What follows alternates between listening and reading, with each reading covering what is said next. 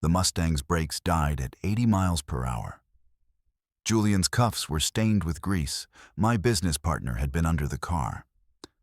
Now I'm holding his encrypted key card, and the files show my name on a $50 million death warrant. The only way out is to disappear before they realize I've seen the truth. The policy was supposed to protect us both. But Julian signed my name away. Now my life is worth more dead than alive. The tires of the Mustang screamed against the grooved concrete of the Eisenhower Expressway, a high-pitched wail that vibrated through Marcus Thorne's teeth. He shifted his weight, preparing to ease into the exit lane for the loop. But when he pressed the brake pedal, his foot met no resistance. It sank to the floor with a sickening, hollow thud. Marcus pumped the pedal. Once. Twice. Nothing. The speedometer needle remained frozen at 80, a jagged sliver of red glass mocking him. To his right, a wall of semi-trucks thundered past, their massive wheels churning up a gray mist of road grime that smeared across his windshield. The roar of the engines was a physical weight, a crushing pressure that made his heart hammer against his ribs like a trapped bird. He didn't panic. Marcus Thorne didn't have the luxury of panic. He reached for the river stone in his pocket, his fingers brushing the smooth, cold surface. Clack, clack. The sound was lost in the cabin's din, but the sensation grounded him. He grabbed the gear stick, the leather hot under his palm, and slammed the car into a lower gear. The transmission shrieked in protest, a metallic grinding that smelled of scorched oil and ozone. The car lurched, the engine revving into a frantic, dying scream. But the speed began to bleed off. He veered toward the narrow concrete shoulder, narrowly missing the jagged tail of a delivery van.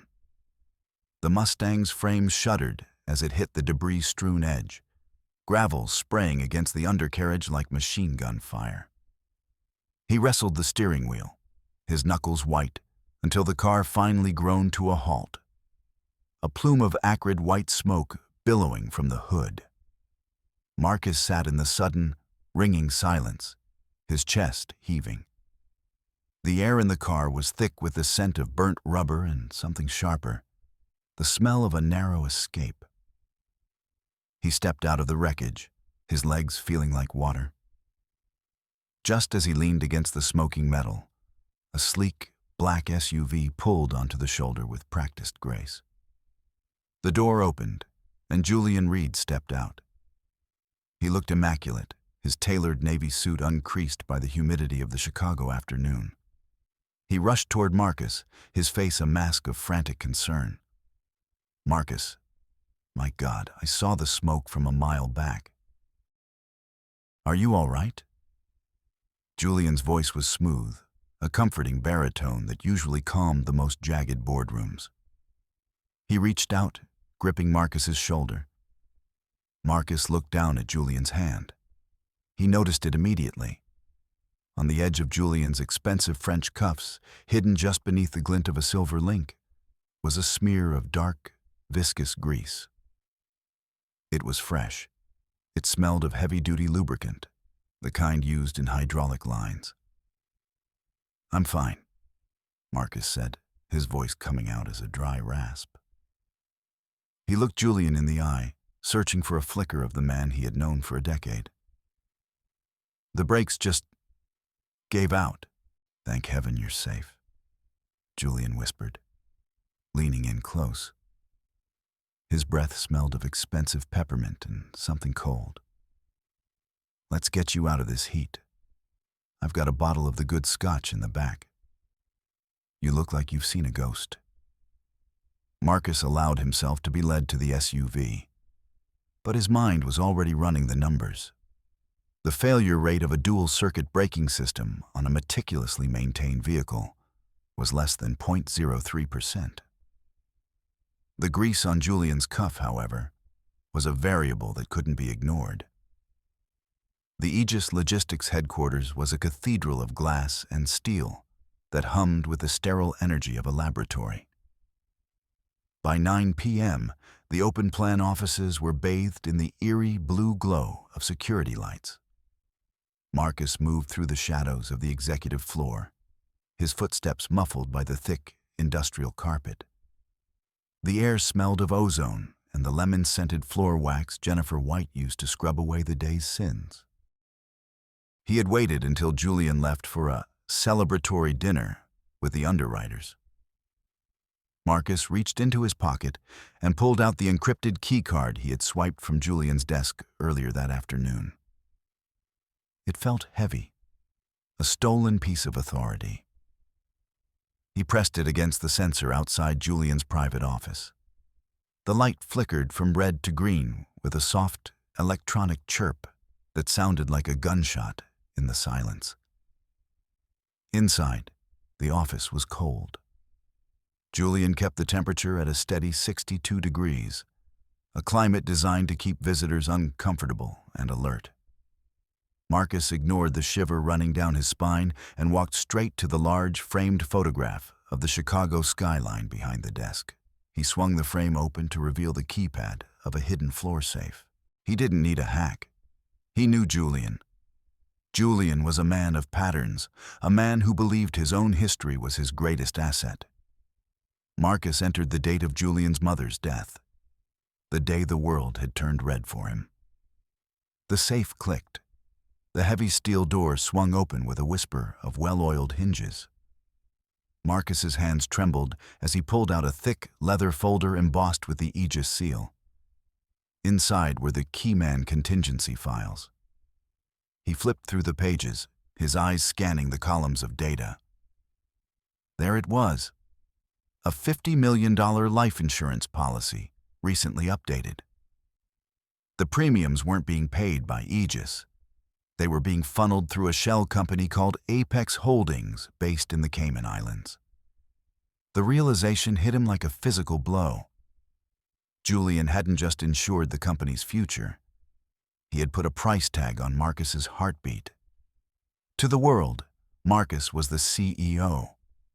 To the ledger in his hands, Marcus was a liquidation event waiting to happen. The deeper Marcus dug into the folder, the worse the picture became. Underneath the primary insurance policy lay a secondary document, a corporate waiver that hadn't been part of the original IPO filing. Marcus traced the lines of text with a shaking finger. The document was a failure to perform clause. It stated that in the event of Marcus Thorne's death or permanent incapacitation, all voting shares would immediately revert to the vice president, Julian Reed, and the insurance payout would be used to buy out Marcus's estate at a fraction of the market value. But the true horror was at the bottom of the final page. There, in bold black ink, was Marcus's own signature. He stared at it, his throat tightening. The loops of the M, the sharp cross of the T. It was perfect. It was also a lie. He had never seen this document. He had never signed away his life's work. Julian had forged it, likely using the high-resolution scanner in the mailroom Marcus had joked about upgrading last month. The legal language was a trap. It didn't just make Julian the beneficiary. It designated Marcus as the sole liability. If Julian died, the policy didn't trigger. If Marcus died, Julian became a billionaire overnight. Marcus felt the walls of the office closing in. The sterile blue light seemed to pulse with the rhythm of his own rising heart rate. He wasn't a partner anymore. He was a disposable asset, a line item on a balance sheet that Julian was preparing to erase. He tucked the documents into his coat, the paper hissing against the lining. He had to find Sarah. She was the only one who could verify the digital trail before the IPO locked everything behind a wall of federal oversight. The next morning, the sun struggled to pierce the gray haze over the city. Marcus arrived at Aegis early, his eyes burning from a lack of sleep. He headed straight for Sarah Johnson's office on the 4th floor, needing her sharp auditor's mind to help him make sense of the shell company's path. He stopped at her door. It was slightly ajar. Marcus pushed it open, and the smell hit him first. The metallic tang of spilled ink and the cloying scent of Sarah's favorite lavender hand sanitizer. The room was a disaster. The physical spreadsheets Sarah kept in her leather notebooks were shredded. White confetti scattered across the floor. Her desk had been overturned, the computer monitor smashed into a web of dark glass. "Sarah," he whispered, his voice cracking. There was no answer. He stepped further into the room, his shoes crunching on the debris. Near the window, he saw a single, ink-stained shoe. It was one of the sensible loafers Sarah wore because she hated the sound of heels clicking on the tile. There were scuff marks on the wall, dark streaks that suggested a struggle. Someone had taken her. They hadn't just wanted the data. They wanted the person who knew how to read it. Marcus felt a cold sweat break out across his brow. The accidents were over. The war had begun. He couldn't stay in the office. Every shadow felt like a pair of eyes. Every hum of the air conditioning sounded like a whispered threat. He remembered the construction site for the new distribution hub, the crown jewel of the IPO. He had a meeting there with the site foreman, or so his calendar said. Now, he realized it was likely another setup, but he had to go. He had to see if Julian was there.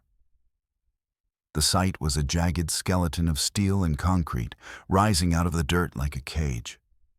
The heat was brutal, a stagnant weight that made the air shimmer. Marcus walked through the unfinished lobby, his hard hat feeling heavy and tight. "Hello?" he called out. The only response was the distant, rhythmic thud of a pile driver and the mournful whistle of the wind through the open girders. He walked beneath a massive lighting rig, suspended 40 feet above the floor. It was a heavy beast of aluminum and glass, designed to illuminate the night shifts. Suddenly, a sharp crack echoed through the cavernous space. Marcus looked up. A steel cable snapped, whipping through the air like a snake. The lighting rig tilted, then plummeted. He didn't think. He dove. The rig slammed into the concrete where he had been standing a second before. The impact was deafening, a roar of shattering glass and twisting metal that sent a cloud of dust and sparks into the air. Marcus tumbled into a shallow utility trench, his shoulder hitting the jagged edge of a rebar stake. Pain flared through his side, a sharp, white-hot agony that told him at least one rib had given way. He lay in the dirt, gasping for air, the smell of pulverized stone filling his lungs. Above him, he caught a glimpse of a shadow moving on the catwalk. A dark figure in a utility jumpsuit that vanished before he could focus his eyes. He crawled out of the trench, his bespoke suit ruined, his skin coated in a layer of gray filth. He was bleeding, he was broken, and he was officially a hunted man. Marcus retreated to his apartment, a glass-walled fortress overlooking the lake. He needed a moment to breathe, to think, to find the pebble in the mountain of chaos. He fumbled with his keys, his hands shaking so violently they rattled against the lock. He pushed the door open and stopped. The chime of his high-tech security system didn't sound. The small panel by the door was dark, its digital eye extinguished. He had paid $20,000 for this system, a web of sensors and cameras that was supposed to be unhackable. It had been deactivated from the inside. He walked into the kitchen, his heart hammering against his cracked ribs. On the counter sat his espresso machine, already warmed up. A single cup of coffee was waiting for him, steam rising in a thin, elegant curl. He picked up the cup, his nose twitching. Beneath the rich aroma of the dark roast was something else. A faint, cloying sweetness. The scent of bitter almonds. Cyanide. He set the cup down, his hand trembling. Julian wasn't just trying to kill him. He was playing with him. He was showing Marcus that there was no sanctuary, no lock he couldn't pick, no routine he couldn't poison. Marcus backed away from the counter, his breath coming in ragged gasps. He looked at the floor-to-ceiling windows. The city outside looked cold and indifferent, a million lights flickering like the eyes of a predator. He couldn't stay here.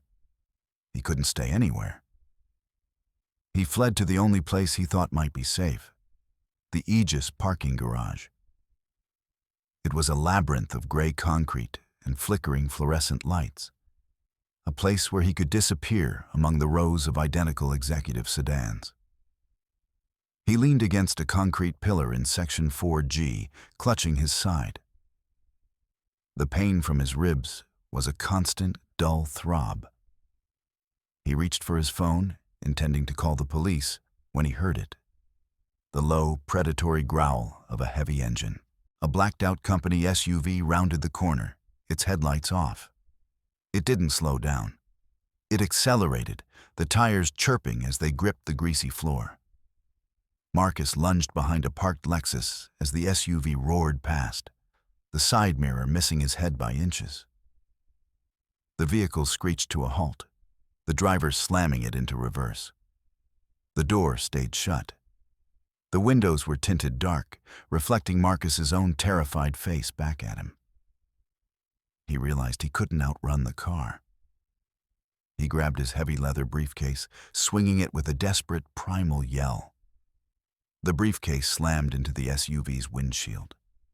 The reinforced leather and the heavy laptop inside acted like a hammer, spider-webbing the glass. The driver swerved, the tires losing traction on a patch of oil. The SUV slammed into a concrete support beam with a bone-jarring crunch. Marcus didn't wait to see who was behind the wheel. He scrambled toward the exit stairs, his lungs burning. Behind him, he heard the SUV's engine roar again as the driver struggled to back away from the pillar. He burst through the heavy steel door and into the humid night air, the sound of his own frantic breathing the only thing he could hear. He spent the night in a cheap motel on the outskirts of the city, the kind of place that smelled of stale cigarettes and regret. He used a burner phone to access the company's back-end legal archives. If Julian had forged those documents, he hadn't done it alone. A man like Julian needed a craftsman, someone who knew how to make a lie look like the law. He found the trail at 3 a.m. The digital signature on the original Keyman drafting records didn't belong to Julian. It belonged to Michael Davis, the company's lead counsel and the man who had been a mentor to Marcus for a decade. Marcus stared at the screen, the blue light washing out his features. Michael, the man who apologized to staplers, the man who had cried at Marcus's promotion dinner. The betrayal went deeper than a single man's greed.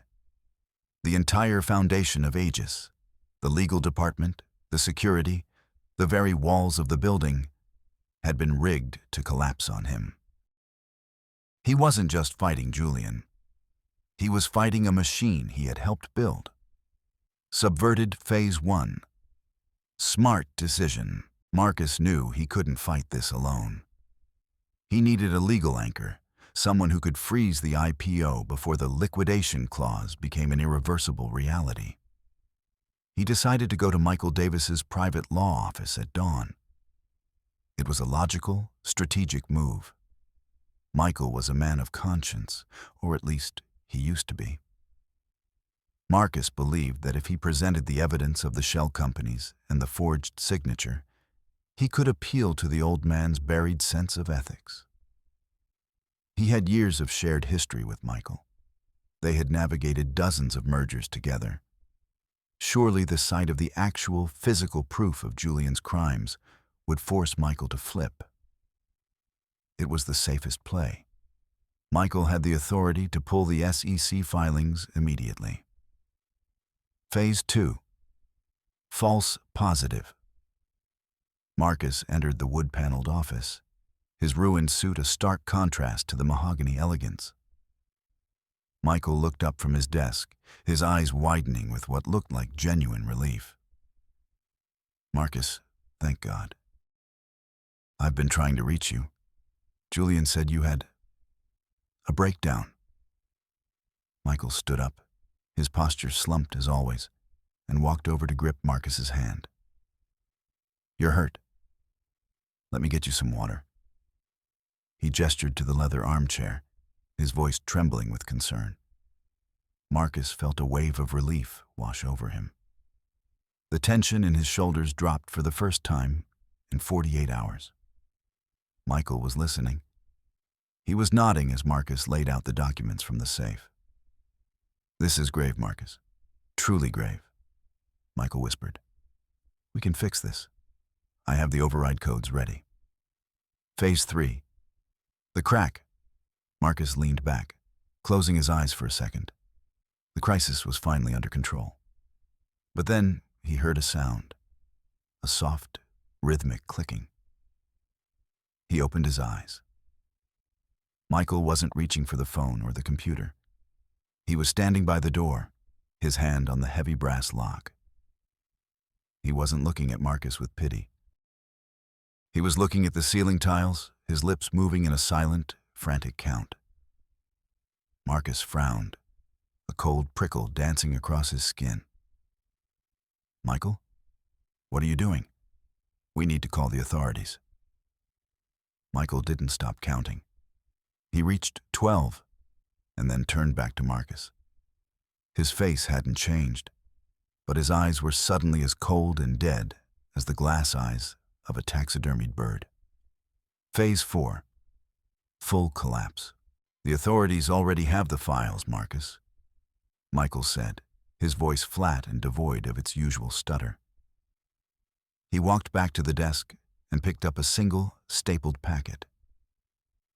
"But not the ones you're holding. They have the ones I drafted 6 months ago. The ones that show you authorized the shell companies to cover your own gambling debts." Marcus lunged for the desk, but his cracked ribs betrayed him, sending him crashing back into the chair. "What? That's impossible. I have the signatures." "You have the versions Julian wanted you to find," Michael corrected. He sighed, a heavy, chest-deflating sound. "I'm sorry, Marcus. I truly am. But Julian is a force of nature, and I am just paper. The liquidation policy isn't just a plan, it's a legal certainty. I've already filed the confession of liability with your digital thumbprint attached. You didn't come here to be saved. You came here to provide the final piece of the narrative, the desperate executive confronting his conspirator before fleeing the country." The truth hit Marcus like a physical blow to the stomach. He hadn't found a loophole. He had walked into the center of a spiderweb. His smart move had provided the conspirators with the one thing they lacked: his physical presence in a location that suggested guilt. He was now legally isolated, his reputation shredded, and his only ally was the man holding the pen that would sign his death warrant. The transition from the office to the wilderness was a blur of forced movement and cold, mechanical efficiency. Julian had arrived at Michael's office minutes later, accompanied by 2 men who didn't look like lawyers. They had bundled Marcus into the back of a luxury SUV, the child safety locks clicking into place with a finality that made Marcus's blood run cold. "We're going for a retreat, Marcus," Julian had whispered, leaning over him. "A little unity building before the big day. The board needs to see we're on the same page." They drove for hours, leaving the gray sprawl of Chicago for the oppressive silence of the Wisconsin woods. The towering pines pressed in on the road, their needles whistling in a wind that smelled of coming snow. By the time they reached the hunting lodge, the sun was a dying ember on the horizon. The lodge was a masterpiece of false comfort. A roaring fire crackled in the hearth, and the scent of pine-scented floor wax was so thick It made Marcus's throat itch. Julian played the host, pouring glasses of amber liquid that Marcus refused to touch. But Marcus wasn't empty-handed. In the chaos of the arrest at Michael's office, he had managed to keep a small, high-powered satellite uplink device hidden in the lining of his coat. It was a prototype from the Aegis logistics fleet, designed to broadcast data from the middle of the ocean. He waited until Julian was occupied with a phone call in the kitchen. Marcus moved toward the back of the lodge, his feet silent on the plush rugs. He needed to find a way out, or at least a way to tell the world what was happening. He found the stairs to the basement behind a heavy oak door. The air became colder as he descended, the smell of wood smoke replaced by the damp, metallic scent of a cellar. He reached the bottom and saw a row of heavy steel doors, cold storage for game. From behind the third door, he heard a sound, a muffled, rhythmic thumping. Marcus grabbed a heavy iron fire poker from a rack and wrenched the door open. Sarah Johnson sat on a wooden crate, her hands and feet bound with thick industrial zip ties. A piece of silver duct tape was plastered across her mouth. Her eyes, usually darting and nervous, were wide with a primal, focused terror. Marcus knelt beside her, his fingers fumbling with the tape. "Sarah, it's me. It's Marcus." He peeled the tape back. She didn't scream. She gasped for air, her chest heaving. "Marcus, you have to get out. It's not just the insurance. It's the debt." "What debt?" "Julian," she whispered, her voice cracking. "He didn't just lose money in the market. He owes the Chicago syndicate millions. The IPO was supposed to pay them back, but the audit was going to show the hole in the accounts. He's not laundering money for himself. He's laundering it to stay alive.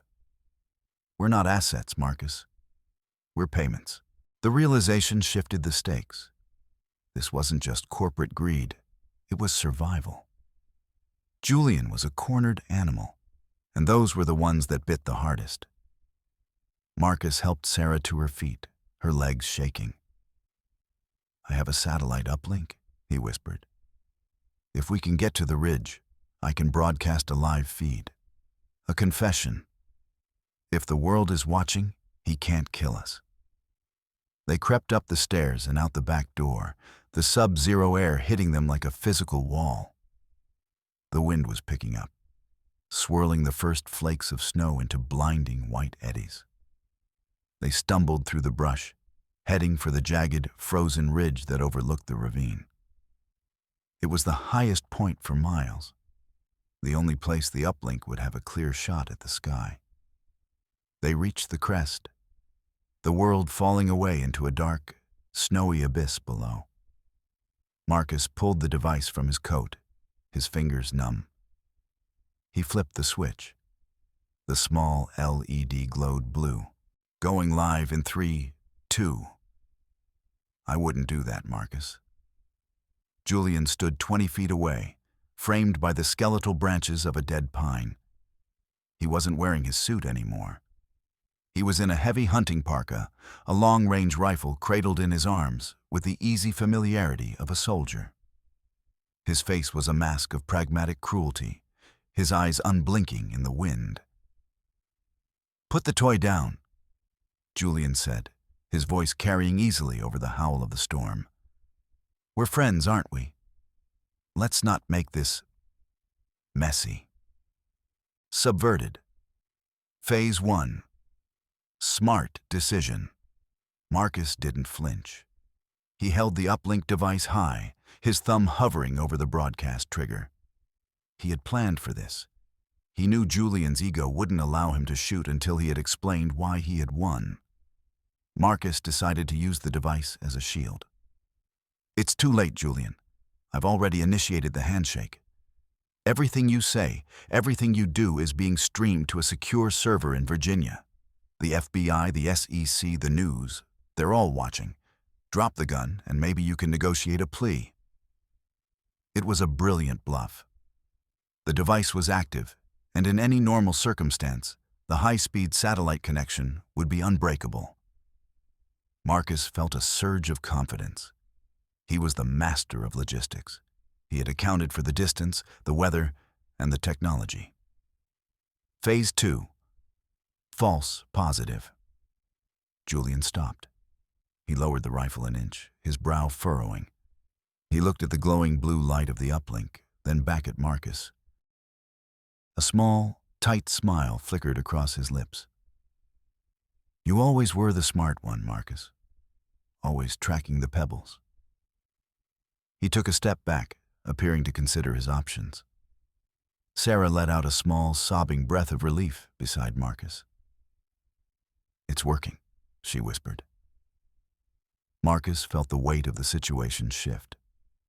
He had the leverage. He had turned the wilderness into a glass-walled boardroom where Julian was the one under investigation. Phase 3. The crack, but Julian's smile didn't fade. It grew. It turned into a low, melodic chuckle that was drowned out by the wind. He reached into his parka pocket and pulled out a small, matte black box with a single red toggle. He didn't look worried. He looked amused. Marcus watched as Julian's thumb flicked the toggle. A faint, high-pitched hum vibrated through the air, a sound that made the hair on Marcus's arms stand up. He looked down at the uplink device in his hand. The blue light didn't flicker. It didn't turn red. It stayed blue. But the data rate indicator, the small bar that showed the connection strength, suddenly vanished. Phase 4. Full collapse. You're a master of logistics, Marcus, but you're a novice at war, Julian said, his voice dripping with mock pity. He held up the black box. This is a military-grade signal jammer. It doesn't just block cell phones. It creates a dead zone for every frequency from here to the horizon. Your handshake is screaming into a vacuum. No one is watching. No one is listening. Julian stepped forward, the rifle rising again, the barrel pointing directly at Marcus's chest. I knew you'd bring a toy. I knew you'd try to be the hero. That's why I chose this ridge. It's not just high ground. It's a cage. You have no proof, no backup, and in about 10 minutes, you won't even have a pulse. He pulled a folded piece of paper from his pocket and tossed it into the snow at Marcus's feet. It was a pre-written press release on Aegis letterhead. Tragic accident in Wisconsin wilderness. CEO Marcus Thorne and auditor Sarah Johnson missing. Presumed dead in blizzard. The narrative is already written, Marcus, Julian whispered. You're just a character who's reached the end of his script. The world tilted. Marcus looked at the dead device in his hand, then at the vast, indifferent darkness of the woods. He had tried to use the system to save himself, but Julian had simply unplugged the world. He was more than trapped. He was already a ghost. The wind shrieked, a violent gust of white-out snow slamming into the ridge like a physical wall. For a heartbeat, Julian was gone, swallowed by the swirling chaos. Run! Marcus screamed. He didn't wait for Sarah to respond. He lunged at her, shoving her toward the edge of the ravine. It was a 20-foot drop into a deep drift of soft powder. It would hurt, but it was better than a bullet. Sarah vanished into the white. Marcus dove in the opposite direction, just as the sharp crack of the rifle echoed through the trees. The bullet hissed past his ear, snapping a frozen branch behind him. He hit the ground hard, the snow filling his mouth and eyes. He scrambled to his feet, ignoring the agonizing flare of pain from his ribs. He couldn't see 3 feet in front of him. The world was a screaming, freezing void. He began to run, his boots sinking deep into the drifts. Behind him, he heard the rhythmic crunch of Julian's boots. Steady, patient, relentless. Julian wasn't running. He didn't have to. He had the rifle, and he knew the terrain. Marcus played a desperate game of cat and mouse in the sub-zero darkness. He used the trees as cover, moving in jagged, unpredictable patterns. He reached for the stone in his pocket, but his fingers were too numb to feel it. He had to rely on something else. He had to rely on the one thing Julian had forgotten. The lodge wasn't just a building. It was a system, and every system had a flaw. Marcus circled back toward the lodge, the orange glow of the windows a distant, flickering hope. He found Sarah near the warming hut, shivering so violently her teeth sounded like castanets. "The propane," he wheezed, grabbing her arm. "The main line runs along the exterior wall. It's old copper, exposed to the elements." He remembered the acquisition report from 3 years ago. He had flagged the electrical grid and the gas lines as a fire hazard. Julian had ignored the report to save $60,000 on the renovation. Marcus found the heavy iron tank behind the lodge. The smell of rotten eggs, the mercaptan added to the gas, was faint but unmistakable. He found the flare gun in the emergency kit of a snowmobile parked nearby. "Get back," he yelled to Sarah. He aimed the flare gun at the junction where the copper pipe met the regulator. He pulled the trigger. The flare streaked through the darkness, a brilliant red arc of fire. It hit the regulator and exploded. A pillar of orange flame roared into the night, followed a second later by a bone-shaking boom as the secondary tank ignited. The shockwave threw Marcus backward, the heat searing his face. The lodge's back wall collapsed in a rain of burning timber and shattered glass. In the chaos and the blinding light of the fire, Marcus saw Julian. The man was staggered. The rifle dropped in the snow as he shielded his eyes from the inferno. Marcus didn't hesitate. He lunged out of the shadows, using his weight to tackle Julian into the drifts. They rolled in the snow, a desperate, silent struggle of limbs and teeth. Marcus found a heavy rock, a real one, not his river stone, and brought it down on Julian's wrist. Julian screamed, his grip on Marcus loosening. Marcus scrambled away, grabbing the rifle and throwing it into the burning wreckage of the lodge. "It's over, Julian," Marcus shouted, his voice raw. "The fire, they'll see it for 50 miles. They huddled in a remote ranger station 2 miles down the trail, the small space smelling of old wood and wood smoke. Sarah was wrapped in a heavy wool blanket, sipping lukewarm coffee from a tin mug. Outside, the storm was beginning to break, the first light of dawn graying the horizon. Julian sat in the corner, his hands bound with a tow rope Marcus had found. He looked broken, his expensive parka charred and torn. But he still had that smile, that thin, bloodless line. "You have nothing, Marcus," Julian rasped. "The uplink failed. The documents are gone. It's your word against mine, and I have the legal department in my pocket. By the time we get back to the city, the narrative will be back under control." Marcus looked at him. He reached into his inner coat pocket, the one Julian hadn't checked because he was too focused on the high-tech uplink. He pulled out a small, battered plastic rectangle, an analog tape recorder, the kind with a physical magnetic tape that hissed when it ran. "You blocked the digital frequencies, Julian," Marcus said, his voice quiet and steady. "But jammers don't work on magnets. They don't work on a spinning spool of tape." He pressed play. Julian's voice filled the small room, clear and cold. "The narrative is already written, Marcus. You're just a character who's reached the end of his script." Julian's smile finally vanished. His face went pale, the gray light of dawn making him look like a corpse. "I tracked the pebble, Julian," Marcus whispered.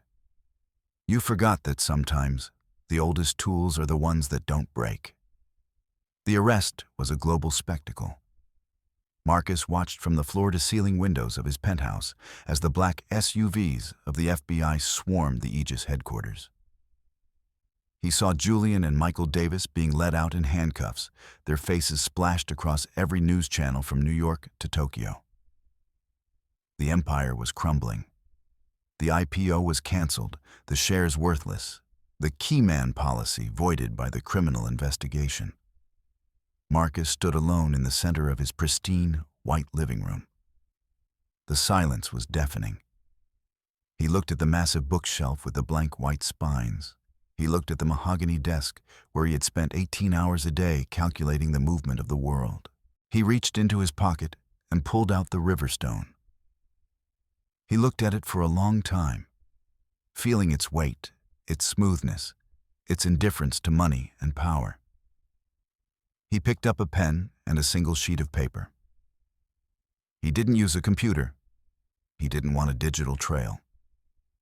He wrote a simple 3-sentence letter resigning his position and forfeiting his remaining assets to a fund for the employees Julian had defrauded. He walked out of the penthouse, leaving the door unlocked. He didn't take his car. He didn't take his watch. He walked down to the street, blending into the morning rush of people heading to work. The air smelled of rain and exhaust and the city's restless energy. For the first time in his life, Marcus Thorne didn't check his watch. He didn't look at the time. He just kept walking, a man no longer defined by his value to a machine, finally listening to the sound of his own footsteps on the pavement. The end